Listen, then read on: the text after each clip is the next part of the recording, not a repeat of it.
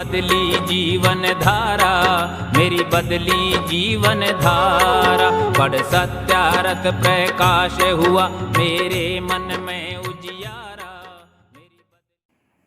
ओम नमस्ते मित्रों। बहुत से धार्मिक अनुष्ठानों में, धार्मिक कार्यों में, पूजा पाठों में अथवा जागरणों में आप सभी लोगों ने एक नारा बहुत ही प्रमुख रूप से जो लगाया जाता है सुना होगा।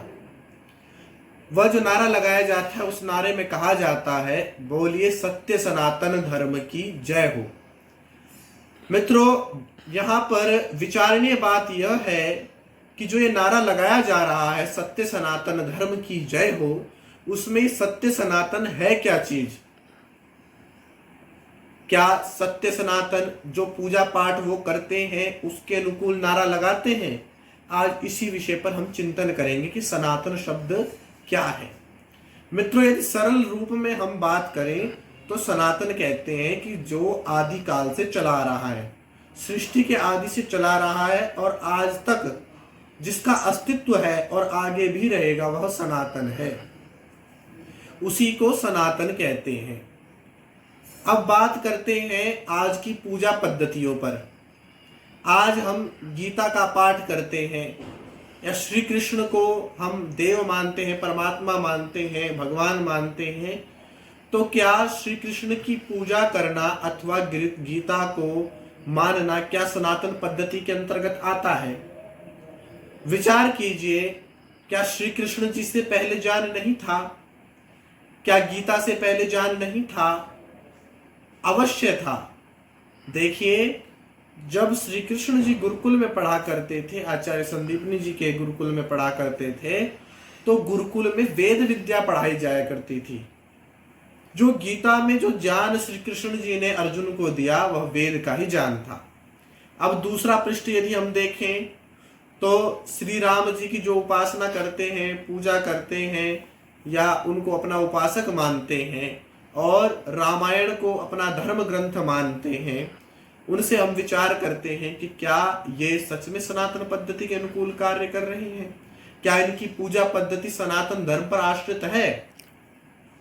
मित्रों, क्या श्री राम जी से पहले ज्ञान नहीं था? या जो अभी रामायण है, क्या रामायण से पहले कोई ज्ञान नहीं था? जो तुलसीदास जी ने या वाल्मीकि जी ने जो भी अच्छी बातें गीता के अंदर कही हैं वो सभी वेद सम्मत ही कही हैं।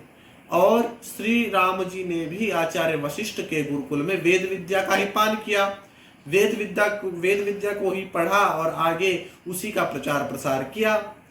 तो इससे ये सिद्ध होता है कि ना तो गीता सनातन है, ना ही रामायण, ना ही राम कृष्ण को मानने वाले, पूजने वाले जो उपासक हैं वो सनातन पद्धति के अनुकूल कार्य करते हैं।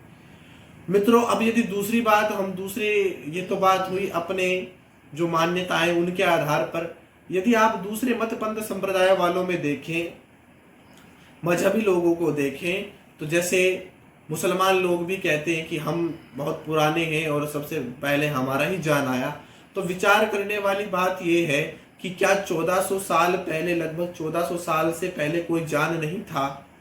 या कुरान से पहले कोई ईश्वर जो कृत जान था वो नहीं था? मित्रों, उससे पहले भी जान था। तो यहाँ पर ये पक्ष भी कटता है। इसी प्रकार ईसाइयों का पक्ष है, जो लोग कहते हैं कि नहीं, हमारा ही जो बाइबल है वो सबसे पहले आई। तो क्या 2020 जो वर्ष इस मत को चले हुए उससे पहले ज्ञान परंपरा नहीं थी? उससे पहले ज्ञान विज्ञान नहीं था? अवश्य था। मित्रों, ये सभी जो पूजा पद्धतियां आज समाज में चल रही हैं ये सनातन पद्धति के अंतर्गत नहीं आती। सनातन जो है वह है वेद का पढ़ना, पढ़ाना, सुनना, सुनाना, सब मनुष्यों का, सब आर्यों का परम धर्म बताया गया है। तो क्या आज आप विचार कीजिए, क्या वेद का पठन पाठन हो रहा है? क्या वेद विद्या को प्रचारित प्रसारित किया जा रहा है? बिल्कुल नहीं किया जा रहा। जो सनातन विद्या है वह वेद है। इसलिए जो हमारा धर्म है, मूल है, वह है सत्य सनातन वैदिक धर्म, वेदों का धर्म। जो वेदों को मानता है, वेदकृत जो बातें हैं, जो विधि है उसके अनुकूल कार्य करता है, वही सनातनी है और वही सनातन परंपरा का अनुसरण कर रहा है। उसके अतिरिक्त कोई गुरु चेले बना करके जो पूजा पाठ कर रहे हैं, रामपाल, आशाराम, राम रहीम या इतने प्रकार के जितने भी चेले चेलियां बना करके बाबा लोग अपने आप को पुजवा रहे हैं, वो सनातन पद्धति का अंश बिल्कुल नहीं है। क्योंकि सनातन पद्धति जो कहती है वो वेदों के अनुकूल बात करने वाले लोग हैं। और यदि हम छोटे से शब्दों में कहें तो वेद ही अखिल धर्म का मूल है। वेदों के लिए धर्म मूलम बताया गया है। तो जो वेदों की आज्ञा का पालन करता है वही सनातनी है, और जो वेदों की आज्ञा का पालन कर रहा है वही धार्मिक है। क्योंकि स्पष्ट रूप में कहा गया है कि जो वेदों की आज्ञा का पालन करता है वही धार्मिक है, आस्तिक है, और जो वेदों की आज्ञा का पालन नहीं करता, उसको नहीं मानता, वही नास्तिक है, वेद निंदक नास्तिक बताया गया है। इसलिए मित्रों, जो सनातन चीज है, जो 1,96,08,53,121 वर्ष से लगातार चलती आ रही है, हमारी वैदिक परंपरा चलती आ रही है, जो इसको मानने वाले लोग हैं वही सनातनी है। और अब बात करते हैं सनातन विद्या के पठन पाठन की। आज आप सभी लोग जानते हैं कि 5 अगस्त से जो है अयोध्या में श्री राम जी का भव्य मंदिर का निर्माण चल रहा है।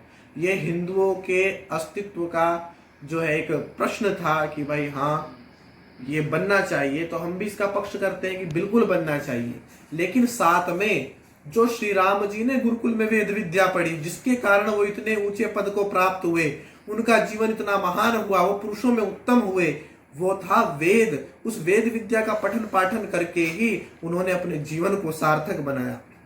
तो प्रयास यह होना चाहिए कि मंदिर तो बने, साथ में एक वेद विद्या के पढ़ने पढ़ाने के लिए गुरुकुल का भी निर्माण किया जाए।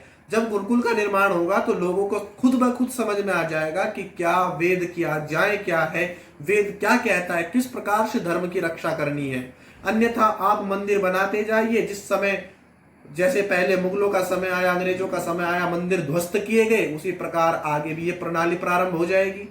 बात ये जो नींव है, मूल है वेद। आप वेद को पक्का कीजिए, अपने बच्चों को जो सिद्धांत बताएं वो वेद के बताएं, तब आपकी रक्षा हो सकती है, तब आपके अस्तित्व की रक्षा हो सकती है, तब संस्कृति की रक्षा हो सकती है, तब वैदिक मान्यताओं की रक्षा हो सकती है। अन्यथा वैदिक मान्यताओं की बात करना तो दूर की बात, हम अपना अस्तित्व भी नहीं बचा पाएंगे। इसलिए मैं आप लोगों से प्रार्थना करता हूं, आप मंदिर बनाइए, बहुत अच्छी बात है, लेकिन साथ में गुरुकुलीय शिक्षा पद्धति से अपने बच्चों को भी उस पद्धति के अंतर ला करके शिक्षित कीजिए। अन्यथा संस्कृति गई तो धर्म गया, राष्ट्र गया, और यदि राष्ट्र गया तो हमारे पास कुछ भी शेष नहीं है। आज देश के अंदर हर मत पंथ संप्रदाय वाले लोगों के अंदर, पूरी दुनिया में आप देख सकते हैं, मुसलमानों के कितने देश हैं, ईसाइयों के कितने देश हैं। आज हिंदुओं का एक भी देश नजर नहीं आता। जो कभी नेपाल अपने आप को हिंदू राष्ट्र कहा करता था, आज वो भी सेक्युलर राष्ट्र हो गया है, अपना राष्ट्र भी सेक्युलर है। और अगर आज ये संस्कृति खत्म होती है, ये धर्म नष्ट होता है, ये वेद विद्या का लोप होता है, तो हमारे पास सागर में डूबने के अलावा कोई रास्ता नहीं, हम कहाँ जाएंगे।